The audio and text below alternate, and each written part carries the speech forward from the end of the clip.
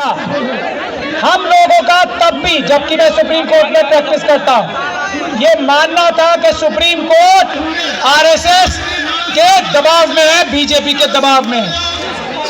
Supreme court से फैसला तभी आ सकता है जब सुप्रीम कोर्ट से बड़ी अदालत, जो कि जनता की अदालत है, वो सड़कों पे आके ये फैसला कराए कि सुप्रीम कोर्ट के जज जो जनता के नौकर हैं, वो जनता की आवाज पे वही फैसला करे जो पूरी दुनिया के सभी संवैधानिक कोर्टों ने ये कहा है कि ईवीएम एक धोखा है, चुनाव सिर्फ और सिर्फ पेपर बैलेट से होने चाहिए।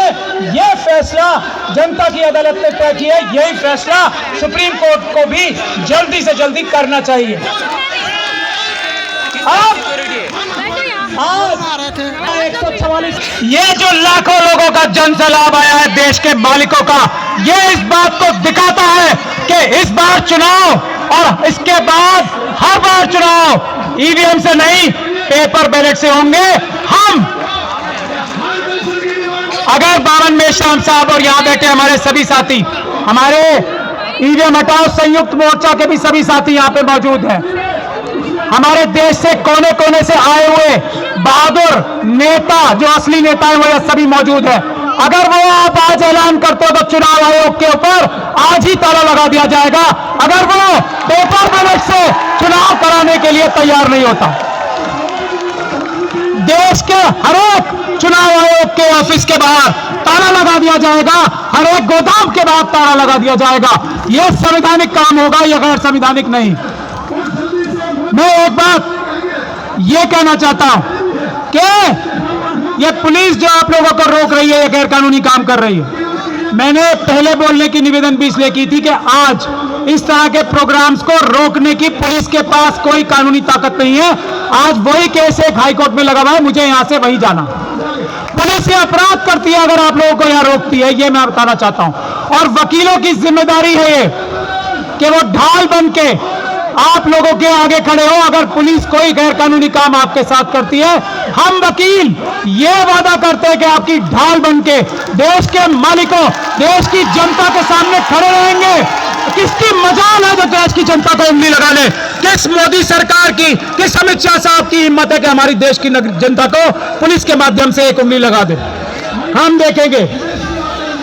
ये बात आप समझ लीजिए अच्छे से, कानून में कोई प्रावधान ऐसा नहीं है जिससे यह कहा जा सके। मैं सभी लोगों से गुजारिश करता हूं, रिप्रेजेंटेशन ऑफ पीपल्स एक्ट का धारा 61A ध्यान से पढ़ने, उसमें यह साफ लिखा हुआ है कि मतदान पेपर बैलेट से होंगे।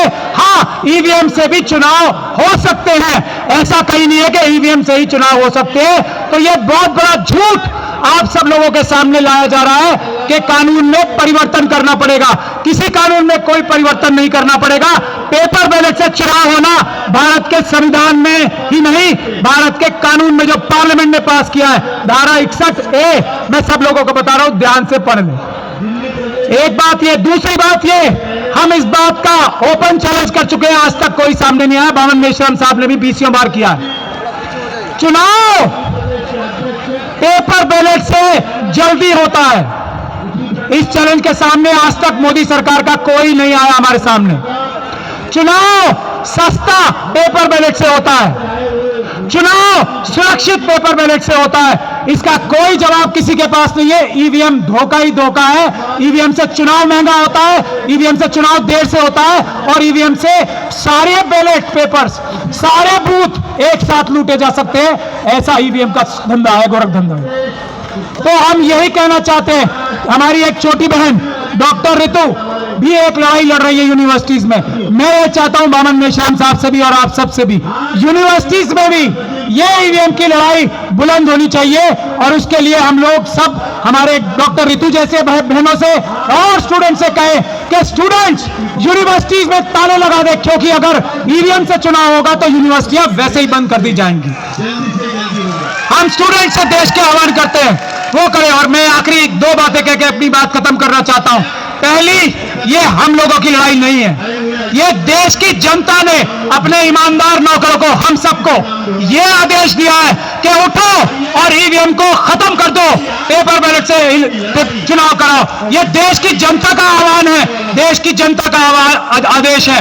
किसी नौकर की, किसी बेईमान नौकर की, किसी प्रधानमंत्री जो बेईमान नौकर हो चुके हैं, किसी होम मिनिस्टर की जो बेईमान नौकर हो चुके हैं, किसी सुप्रीम कोर्ट के जज की अगर वो ईमानदारी से फैसला नहीं करते, किसी चुनाव आयोग की जो बेईमान नौकर हो चुके हैं, उनकी ताकत, औकात और हिम्मत नहीं है कि पेपर बैलेट से चुनाव ना करने दे, ईवीएम से चुनाव कराने की जरूरत करे। ये ऐलान करते हैं हम देश की जनता की तरफ से। दूसरी और आखिर बात, ईवीएम के खिलाफ हम भारत के संविधान और कानून के माध्यम से हम अपने खून से आसमान पर ईवीएम से आजादी लिख देंगे, क्रांति लिख देंगे।